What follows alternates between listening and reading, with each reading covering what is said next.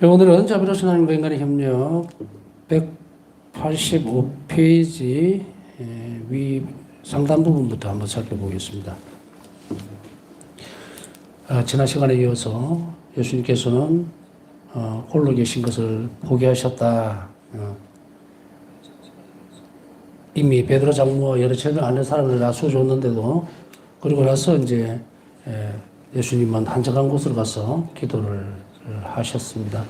그런데 그것이 기도를 하는 중에 사람들이 자꾸 몰려오고 베드로가 가서 말씀을 드리죠. 그랬을 때 예수님은 기도하는 것을 포기하시고 사람들에게 또 하나님 나라의 진리를 선포하기 위해서 나서십니다. 예수님께서 베드로에게 말씀하셨다. 다른 이웃 고을들을 찾아가자. 그곳에도 내가 복음을 선포해야 한다. 사실 나는 그 일을 하려고 떠난 것이다. 마르코복음 1장 38절. 그 일을 하려고 떠난 것이다. 예수님께서는 실제적으로 무엇을 하시기 위해서 오셨는지를 분명하게 하고 계시죠. 이 땅에 오셨던 것은 바로 이들의 일들이죠. 그러니까 자비를 베푸는 일이죠. 그러나 그 자비를 베푸는 일 이면에 하나님과 관계가 있어야 되기 때문에 그 관계를 우리에게 명확하게 알려주십니다. 그게 기도예요. 우리가 만약에 믿지 않는 사람이라면 기도할 필요가 없잖아요. 대상이 없으니까. 그래서 우리는 기도가 어디를 향하고 있는지를 분명하게 해야 되겠죠. 내 믿음의 대상인 그분께 우리가 향하도록 하는 것들이에요. 그래서 기도의 어떤 말은 선별이 되어져야 되죠. 누구에게 하느냐에 따라서 우리 말이 다르잖아요. 우리나라 사람들은 이런 것을 굳이 강조를 안 해도 될 것 같아요. 좀 여러 면에서는 편하죠. 왜냐면 우리는 존댓말도 있고, 극존칭도 있고 이렇지만, 사실 외국의 경우에 보면은, 제가 아는 한도 내에서 말씀드리면, 거의 그냥 반말이죠. 존대를 한다. 이런 그 개념들이 없는 것 같더라고요. 그러니까, 상대에 따라서 어떤 높임말 또 더 이제 존댓말이라 그러죠. 그런 것들을 구별을 하는데 외국 사람들이 우리나라 언어를 배우면서 제일 힘든 게 그거라고 하더라고요. 그냥 같이 친구같이 이렇게 얘기하다가 심지어는 막 이름도 막 부르고 그러죠. 근데 우리나라에서 그러면 안 되잖아요. 그러니까 이제 여러 가지 언어를 배우는 데서 우리나라 말이 이렇게 존칭 문제 때문에 굉장히 힘들다고 얘기를 하긴 해요. 왜냐하면 그들이 살아오는 방식에는 그게 없었으니까. 그러나 우리는 이런 부분에 있어서 우리가 대하는 상대에 따라서 언어가 달라지죠. 말투가 달라진다는 것은 굉장히 유리한 점이라고 생각을 해요. 기도하는데도. 그래서 우리는 좀 특별한 언어로 기도를 하고 있지 않는가 이렇게 생각이 들거든요. 아버지에게 하는 말 다르고 친구에게 하는 말 다르고 선생님에게 하는 말 다 다르죠. 마음을 담아서 이제 어떻게 해야 되는지 아니까 오히려 한국 사람들에게 있어서 우리에게 있어서는 이 기도를 하기가 훨씬 더 쉽다라고 생각이 되어집니다. 자, 그리스도께서는 기도에서 인간에 필요한 것들이 무관심하지 않으셨다. 참 중요한 대목입니다. 기도에서 인간에게 필요한 것들이 무관심하지 않으셨다. 이 말은 이렇게 보면 우리 기도의 내용이 우리에게 필요한 것을 청하는 것으로도 갈 수 있다는 이야기죠. 당연히 포함된다는 이야기예요. 우리 필요에 의해서. 그런데 이제 우리가 이걸 볼 때에 교리를 저도 가르칠 때도 그랬지만 자신의 기복, 나 복만을 막 바라는 근데 구별하기 위해서지 사실은 신앙적인 관계가 깊어지면 이런 것은 자연히 이제 떨어져 나갑니다. 왜냐하면 자신만을 향해서 기도하던 것을 이제 줘야만 받을 수 있다는 것을 알게 되면 바꾸죠. 그러니까 이것을 굳이 너는 왜 항상 너만 위해서 기도하느냐, 이기주의적이 아니냐, 이렇게 할 것이 아니고, 사실은 그렇게 했을 때 오는 복은 영원성이 없어요. 영속성이 없죠. 자비의 은총이 아니기 때문이에요. 자비 결과물로 오는 게 아니고. 내가 기도해서 내가 받는 것이 기복신앙이다, 다 떠나서, 그렇게 하는 것은 현세적인 것 외에는 아무 가치가 없어요. 하나님 주시죠, 달라 그러니까, 자신을 위해서. 자식이 부모에게 달라고 하는 거 당연한 거예요. 그래, 그게 전부가 되면 안 된다는 거예요. 더 높은 가치로 하나님 주시고자 하는 것은 뭐예요? 이웃에게 자비를 베풀 때에 자비를 입도록 만드는 거죠. 이 가치가 이제 뭐예요? 자비언총이거든. 이거는 어디로 갑니까? 영원성을 지닌다. 자비를 입었으니, 또 자비를 베풀었으니 우리는 어디까지 갑니까? 천국까지 갈 수 있지만, 그냥 주세요, 주세요 해가지고 받아가지고 챙겨 먹으면 이 땅에서 끝나요.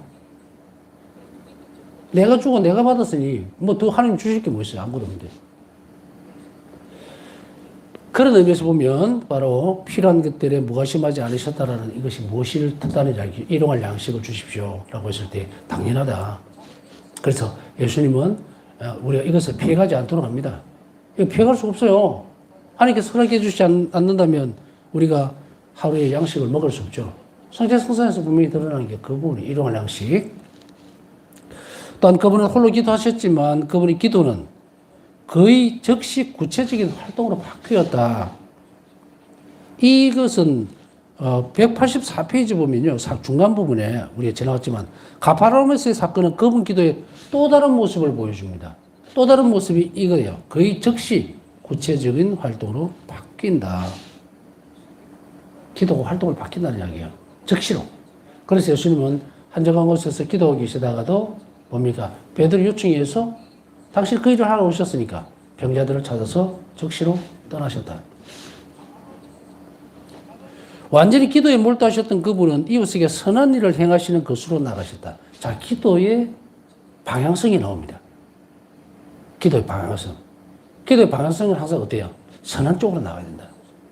그래서 우리 기도를 막연하게 하는 것이 아니라 자비 기도해야 되죠. 자비를 원하는 기도해야 되고 자비를 베푸는 기도해야 돼요. 이게 방향성이야. 이 선한 일이죠. 그리고 이때 행동으로 옮겨져야 된다.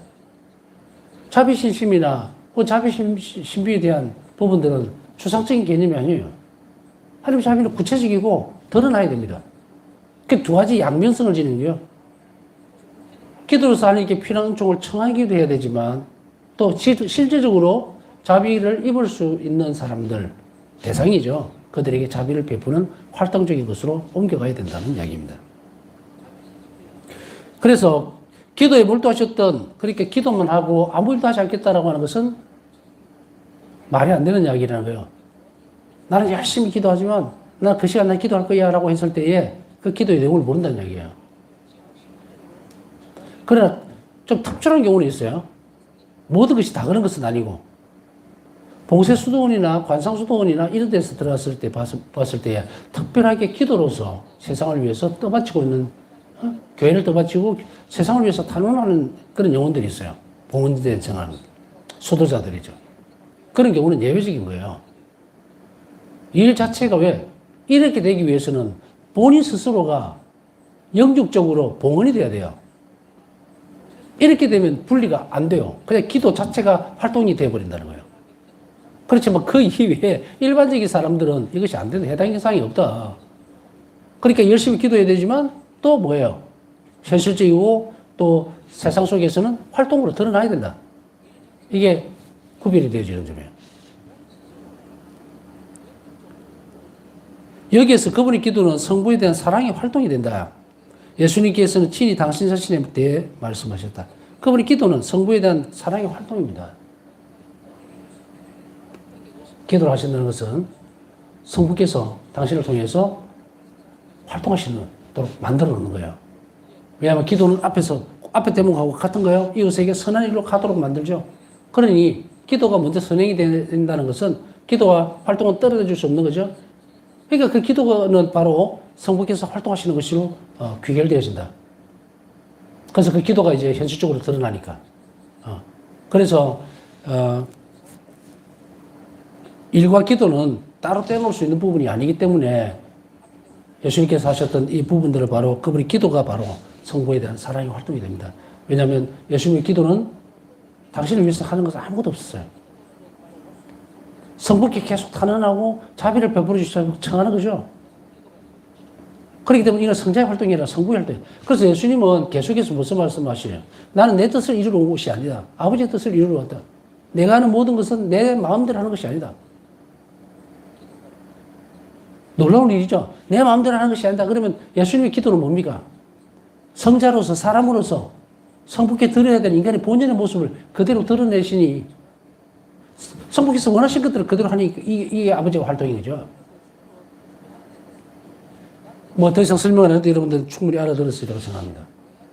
나는 내 뜻을 이루러 온 것이 아니고 다시 말씀하시지만 예수님은 나는 어떤 말도 아버지께서 원하시지 않는, 그러니까 아버지의 말만을 전한다. 그 안에 이 모든 의미들이 다 담겨져 있습니다. 성부의 사랑에 대한 활동이 된다. 자, 성부에 대한 사랑의 활동이 뭐예요? 그럼 이렇게 보면 우리에게 돌아오면 우리 기도는 하나님 아버지께 대한 사랑의 활동이에요. 사랑의 활동은 뭡니까? 아버지께 청을 하고 이 세상에 자비를 베풀어 달라는 거죠. 사랑의 활동이에요. 그것을 예수님은 분명하게 보여주시고 있습니다. 자, 밑에 대목을 볼게요. 성서에서 친히 당신 자신에 대해서 말씀하실 때에 나를 보내신 분께서는 나와 함께 계시고 나를 혼자 버려두지 않으신다. 버려두지 않으신다. 계속 기도는 사랑의 활동이에요. 버려두지 않으시니까 아버지와 함께 대화하고 나누시고 하죠. 당신 자신을 내어주시는 활동들. 마음을 주고 사랑을 다하고 이 사랑의 활동이에요. 내가 언제나 그분 마음에 드는 일을 하기 때문이다. 요한복음 8장 29절. 언제나 그분 마음에 드는 일을 하기 때문이다. 혼자 버려두지 않으시고 예수님 활동은 바로 성부와 함께 하시는 활동이다. 기도도 마찬가지인 거예요. 사랑의 활동이 된 거죠. 자, 우리도 기도를 할 때 어떻게 해야 됩니까? 하나님 아버지를 객관적인 어떤 자리에 놓고 그 앞에 꿇어앉아서 이렇게 합니까? 예수님께서 보여주셨던 사랑은 어떤 거예요? 사랑의 활동은 아버지로서 함께 하는 거죠. 그냥 객관적으로 두는 것이 아버지와 같이 하는 거. 어떻게 그게 가능한가? 그래서 이게 가능하기 위해서 성취로 당신 자신을 남겨두신 거예요. 그래서 우리는 영원하게 계시는 예수님과 함께 아버지께 기도할 수 있는 거예요. 함께 나눈다는 이야기예요. 기도의 잘못된 부분들을 보면 우리는 그냥 단언을 하고 하나님은 가만히 뒷짐지고 들으시는 그런 것으로 생각하면 절대로 안 된다. 이게 이제 교류예요, 기도는. 이거는 뭐 다른 딱히 표현할 단어는 생각이 안 나는데 주거니 받거니예요. 그래서 우리는 기도를 하고 또 그분께서 뭘 원하시는지 듣고 그러죠. 쉽게 표현하면 그런 거예요. 말씀드리고 듣고 파우사 성경도 마찬가지죠. 예수님께 충분히 자신의 영혼 상태를 말씀드리고 그리고 듣습니다. 예수님께서 어떻게 하시는지, 뭘 바라시는지, 뭘 원하시는지. 이게 일종의 만남이라는 뜻이에요. 사랑의 이 활동이라는 거는. 그것이 사랑으로 이루어진다는 이야기예요, 기도. 주저리 뭐 똑배가 하듯이 혼자서 막 듣든지 말든지 뭐 대상을 생각하지 않고 막 이러는 게 아니고 말 그대로 사랑이 움직이는 거예요, 기도는. 그것을 얘기를 합니다. 그러나 그러기 위해서는 무엇을 해야 됩니까? 그분 마음에 드는 일을 언제나 해야 한다. 예수님은 언제나 그분 마음에 드는 일을 하기 때문에 그 내용이 뭡니까? 그 자체가 사랑인 거예요. 그래서 사랑의 활동입니다. 아버지와 함께 그 일을 하고 아버지께 드리고 받고 주고받고 계속 이래 되는 거예요. 활동이란 말은 그래서 결국 움직임이죠. 성부에 대한 사랑의 활동은 외적으로 사람들에 대한 봉사로 나타난다. 자, 이제 하나님과 나누고 있던 기도의 어떤 형태는 이제 좀 더 구체적으로 드러납니다. 사랑의 활동으로 드러나 버리는 것은 외적인 행동으로 드러난다는 이야기예요. 그러니까 기도가 어디로 옮겨갑니까? 선한 일로 옮겨가죠. 자비로운 일로. 그렇게 됐을 때 이게 사랑의 활동이라는 거예요. 기도가 액션, 이제 활동으로 움직인다는 이 두 개를 하나로 합쳐놔서 사랑의 활동이라는 표현을 쓰고 있는 겁니다. 그래서 아까 얘기했듯이 기도와 활동은 하나다. 그 중심부에는 성부에 대한 사랑이 자리 잡고 있다. 그리고 여기에서 중요한 대목들은 아까 말씀드렸습니다. 나는 언제나 성부의 마음에 드는 일만 한다. 이래 돼야 기도가 되는 거야. 내가 내 마음대로 자비를 베풀고 내 마음만 드는 기도를 바치는 것이 아니라 하나님께서 어떤 기도를 원하시는지 이것을 따라서 하는 거예요. 이게 사랑의 활동이에요. 왜냐하면 하나님은 사랑이시기 때문에 당신이 원하시는 것이 사랑이에요. 그래서 그분 마음에 드는 기도를 바치는 거죠. 자, 일개 보면 바울사 성경에게 예수님께서는 당신이 어떤 기도를 절개 들으시고 가장 마음에 들어 하시는지 또 어떤 기도를 절대 거절하지 못하시는지를 분명하게 합니다. 잃어버린 영혼들을 위해서 단원하는 것. 아주 작은 희생을 큰 사랑으로 하는 것. 물질적인 희생이나 이런 것 봉사보다 영적인 희생을 더 크게 보고 기뻐하신다는 것. 이런 것들이죠. 그래서 그분이 물러나시는지에 맞춰서 움직이고 활동하는 것, 그것이 바로 우리가 기도하는, 또 기도가 나아가는 방향이 되었다라는 것을 분명하게 합니다. 때로는 우리는 어떤 사람은 기도를 열심히 하면서 왜 봉사를 하지 않을까라는 말도 하기도 하고, 어떤 때는 기도 자체가 봉사가 되기도 합니다. 그래서 우리는 이제 본당신부 할 때도 레지오 단원들, 저는 특별한 경우에 이제 어떤 가정적인 문제들이 생길 수 있잖아요. 그래서 와서 이번에 레지오를 못하게 되겠습니다 하고 탈단을 하려고 그럴 때 못하게 합니다. 협조단원으로도 남아있으라. 그래서 다시 또 언젠가는 돌아올 것을 생각하고 끈을 끊어놓으면 안 된다. 이렇게 말씀을 드린 적이 있어요. 그렇기 때문에 이제 우리가 어떠한 부분에 있어서 어떻게 나아갈 것인가의 방향은 이렇게 확실하게 이제 예수님을 인해서 드러난 거예요. 그래서 활동 안에 우리가 똑같이 그렇게 움직여야 한다. 그래서 아까 얘기했듯이 뭐 기도나 활동들이 끊어져 버리면 안 돼요. 그래서 그럴 때는 제가 기도로서 합류를 하라 그러거든요. 기도도 활동이에요. 그래서 단순하게 협조를 한다는 것이 아니라 그 기도를 끊지 않으면 언젠가 다시 또 돌아와서 어떤 일들을 할 수 있는 여력이 됩니다. 떨어뜨려 놓으면 안 되죠. 기도는 떨어질 수도 없고, 그리고 떠날 수도 없는 영역이기 때문에, 그래서 저는 이제 그런 식으로 계속 권고를 많이 하고, 레지오를 계속해서 갈 수 있도록, 그러면 이제 받는 사람도 좀 홀가분해지게, 그 어느 기간들을 보내고 난 뒤에 다시 들어오는 모습들을 많이 봤어요. 그때 뭐 상황이 일이 안 되니까 난 도저히 못하겠다. 절대 못하겠다. 이것은 말이 안 되는 이야기입니다. 언젠가 기회가 되면 이렇게 하겠지만 그 기도의 끈들, 봉사할 수 있는 기회들을 완전히 잘라버리면 안 된다. 그리스도께서는 도움이 필요한 사람들과 함께 하시기 위해서, 그리고 그들을 구하시기 위해서 성부와 개인적으로 대화하는 것을 멈추기를 주저하지 않으셨다. 정말 중요한 부분이지만 사람들을 위해서 도움을 주기 위해서, 그리고 필요한 사람에게 함께하기 위해서 그 자리를 떠나신 거야.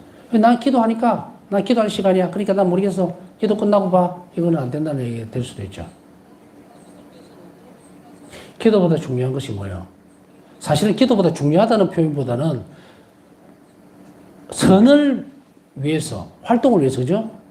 자비로운 일을 위해서 기도를 중단할 수 있다. 이렇게 나오죠. 예수님 분명히 그것을 보여줍니다. 멈추기를 주저하지 않으셨다.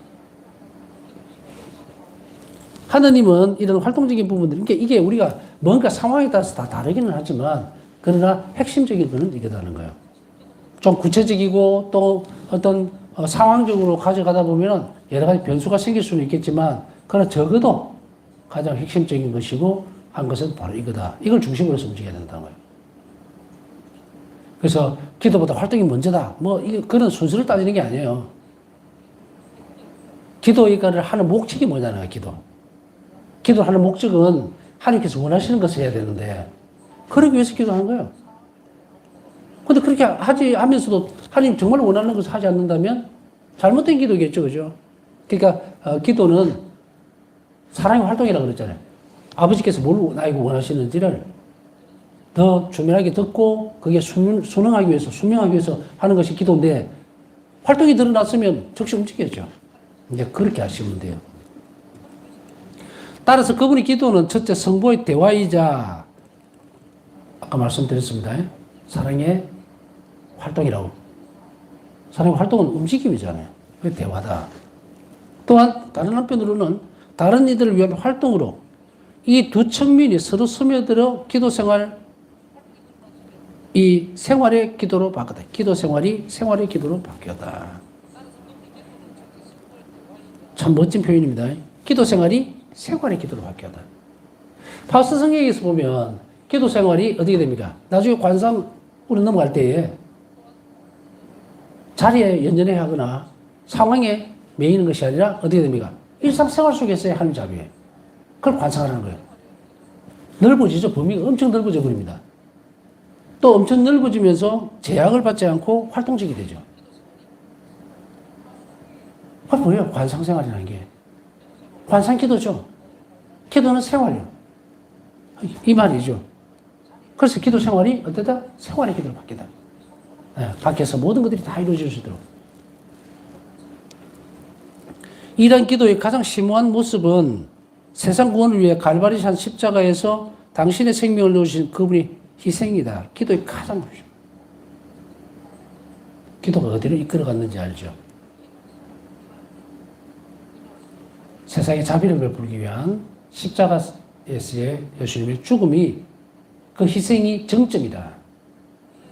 그렇게 십자가의 희생은 그냥 어떤 부분에 있어서 결정이 내리고 이런 게 아니라 기도가 어디로 향해 있었습니까? 선을 위해서, 인간 구원을 위해서 끊임없이 예수님은 아버지께 탄원을 하셨고 그 기도의 절정이 뭐로 드러났습니까? 생활로 드러나는, 삶으로 드러나 버렸죠. 역사 안에서. 그때 예수님은 십자가를 그대로 받아들이셨다. 그리스도께서는 이 희생을 통해 성부께 가장 완전한 흠숭을 드렸으며 동시에 온 세상에 구원을 가져다 주셨다. 이 세상을 통해서 성부께 완전한 흠숭을 드렸다. 희생을 통해서 어떻게 흠숭을 드렸을까요? 그냥 단지 십자가를 지는 것이 성부께 흠숭을 드리는 거고 하나님의 영광을 드러내는 일이다? 아니죠. 성부께서 원하신 것이 뭡니까? 하나님께서 원하신 것. 인간 구원이에요. 그 구원이라고 하는 그 측면을 예수님만이 하실 수밖에 없어요. 아무도 없다고, 존재가.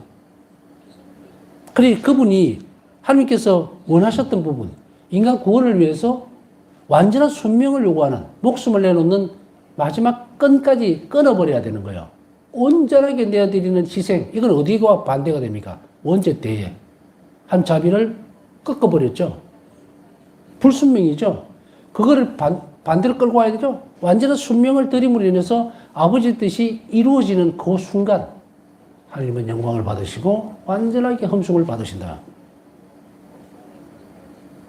우리 자비신심에서 자비신심의 핵심이 뭡니까? 자비신심. 난 자비신심 있으라고 할 때 뭘 어떻게 할 거예요? 어떤 태도로 드러나야만 내가 자비신심이 있다고 얘기를 할 수 있습니까? 하나님 자비를 흠숭하는 거예요. 하나님 자비에 감사하고 찬미 드리고 흠숭할 때 그때 그 영혼은 자비신심이 있는 거예요. 이런 활동이나 기도 생활도 없고 자비 행위도 하나도 하지 않으면서 난 자비신심이 있다? 없습니다. 그 사람은. 언제 어디서나 늘 하나님 자비에 감사드리고 흠숭을 드리고 경배를 드릴 때, 찬미를 드릴 때 그때 우리 영혼이 하나님 자비의 신심을 받아들인 거예요. 그래서 우리가 의탁하고 이웃에게 자비로운 일들을 꾸준하게 해나갈 때 그때 우리는 자비의 신심이 성장이 된다.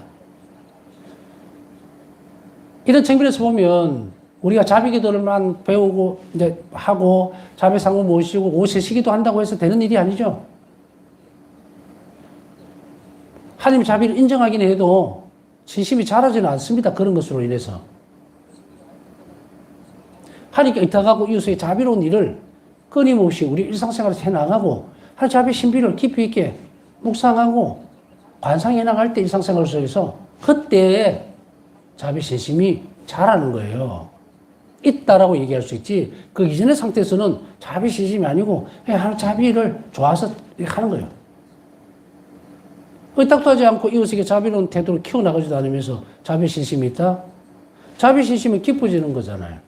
어떤 방식으로 깊어집니까? 자비 기도를 하루에 1000단 바친다고 깊어져요? 안 깊어지죠. 그래서 가장 깊은 것, 가장 기초적인 부분들 여러분들이 정말 잘 배우셔야 한다. 응? 뭔가를 많이 한다고 해서 되는 부분이 아니에요. 오후 3시 정각만 잘 지키고 뭐 자비 축일만 정해진 대로 지킨다고 해서 그 은총이 돌아오는 거 아니라고 얘기했잖아요. 하나님 자비를 흠숭하는 사람이 돼야 돼요. 자비 신심가들은. 그럼 어떻게 해야 될까? 흠숭을 어떤 방식으로 할까? 늘 언제나 어디서나 하나님께 의탁하고 이웃에게 자비로운 것, 이게 기초가 되고 그 위에 이제 자비 신심이 자라는 거예요. 그런 사람이 밭이 있으니까 잘 가꾸면 뭐 오후 3시기도 열심히 한다. 자, 잘하죠. 응? 토양도 아무것도 없는 데다가 그거다가 자비 기도니 뭐니 양식만 들고 온다고 되는 문제가 아니죠. 그래서 이 뼈대를 잘 가지고 있어야 돼요. 여러분들 비정으로 이제 초대를 하고 같이 가르치는 건 이 대목이에요. 우리가 이 뼈가 없으면 다 허물어지죠, 몸이. 연체동물이 된단 말이에요. 그런데 지금 온 천지를 둘러보면 자비 신심은 없으면서 그냥 하는 거예요. 마치 있는 것 같아서 착각을 해요. 난 자비 기도 열심히 바쳤는데 그 기도만 열심히 바치는 거지. 신심은 없어. 난 자비 상관 앞에 늘 앉아서 기도하는데요. 기도만 하지. 신심은 없어. 어떻게 기도해야 될지를 모르는데. 여러분들은 이제 잘 자란 거예요. 지금 여러분들에게 신심을 심어주는 거예요. 방법을 가르쳐 주는 게 아니고. 자, 삶의 태도들을 이렇게 하는데 이 기도는 바로 이런 부분이다.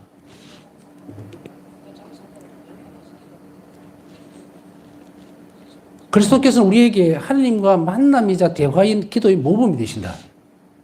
자, 이제 압축이 됩니다. 기도는 하나님과의 만남이자 대화다. 그리고 그 기도는 어디를 향해야 한다? 선의 활동으로 이어져야 된다. 그래서 아까 이제 동그라미 칠한 게 기도 생활이 생활의 기도로 바뀌어야 한다.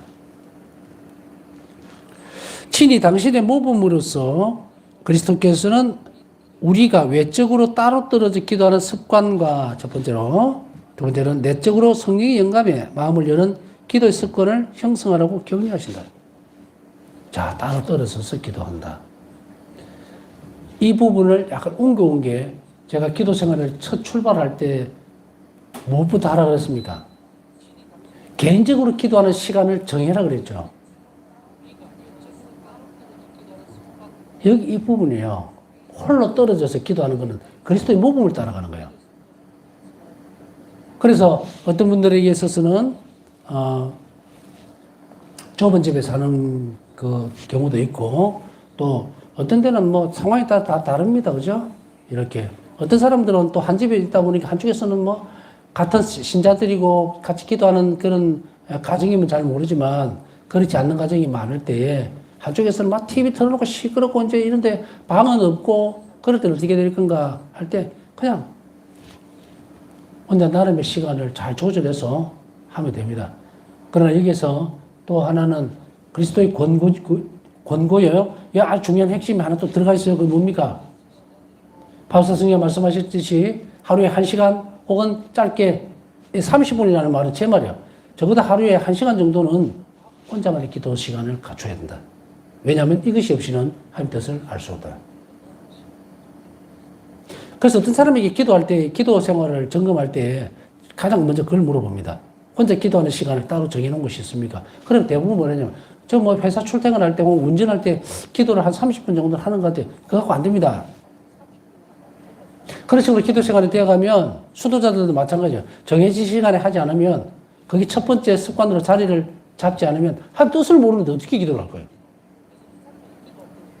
맨날 우리가 보면 하나님 아버지의 뜻은 뭡니까? 물어사는데 아버지의 뜻을 알려면 기도 꼭 정해진 시간에 하는 기도부터 시작해야 돼, 지금.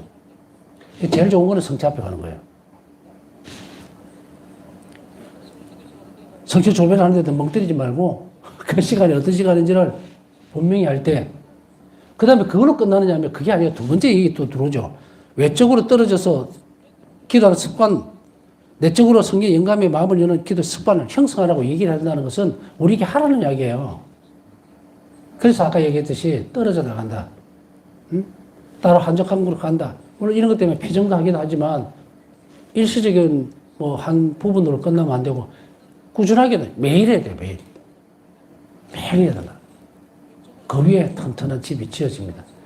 이게 돼야 두 번째로 이야기하고 있는 내적으로 성경의 영감에 마음을 여는 기도가 되는데 성경의 영감을 어떻게 받을 것인가? 뭐가 성경의 영감이지? 앞에 게 안 되는데 뒤에 게 어떻게 따라올 수 있어요? 앞에 기도 생활이 잘 정립된 사람은 뒤에 성경의 영감이 무엇인지 알아들어요.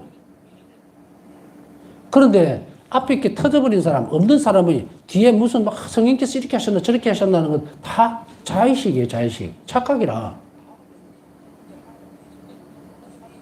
너무 심취했으면 자신이 활동이에요. 자의식이 활동을 한다고. 이건 다음 기회에 시간 있으면 좀 말씀드릴 수 있을런지는 모르겠지만, 뭐, 피생하러 오시면 제가 이렇게 이런저런 이야기 끝에 이런 것들이 잘 연결이 되면 이야기를 하지만 지금 그런 이야기를 할 필요는 없을 것 같고, 성령 영감에 충실한다는 것은 바로 이거예요. 하나님과 내가 이 대적인 일치를 향해서 나아갈 때 성령 영감을 우리는 받습니다. 그걸 알아들어요. 영원히 알아들어야 돼요. 머리로 알아듣는 게 아니고, 이런 생각이 들었는데, 저런 생각이 들었는데, 그게 아니라 영원히 감동을 받아야 된다. 성령께서 우리 안에 활동하시기 때문에. 그러려면 모든 일들이 잘 되어 가야 돼요. 성사생활에 충실하고 성체와의 결합에 충실하게 따르려고 그러고 하나님께서 살아계심에 대해서 늘 일치적인 부분들을 찾아내고 실천하고 만나고 기도하고 이렇게 돼야 돼요. 그런 게 없으면 그냥 헛소리예요. 그냥 자기 자의식에 발동을 한다고. 그래서 막 엉뚱한 소리 하죠. 막 들리는 것 같고 뭐 열심히 이렇게 말한 것 같고 저렇게 말하고 자기 생각이에요. 성령 그런 식으로 활동을 하지 않습니다. 기초적인 부분들 영혼으로. 그래서 밑에 뭐라고 적혀 있습니까? 내적으로 성령의 영감의 마음을 여는 기도의 습관을 형성하라 그래요. 형성. 열려지는 연습을 안 하면 못 알아듣는다는 이야기예요. 엉뚱한 소리가 들린다고. 그러니까 그런 것들은 어떻게 합니까? 없애버려라. 자, 이럴 때 우리는 우리의 삶 전체는 하나님 안에서 따로 호젓이 드리는 기도와 하나님과 이웃에 대한 봉사라는 두 가지 차원 모두가 가능할 것이다. 자, 이 두 가지가 돼야만 하나님과 깊이 있게 함께 있는 시간도 하고 또한 이웃에 대한 봉사라고 하는 이 두 가지 차원을 모두 실행해 나갈 수가 있다라고 보시면 됩니다. 네, 남은 시간 묵상하면서 오늘도 하나님 자비를 청하신 분들 위해서 함께 기도 중에 기억해 주시기 바랍니다.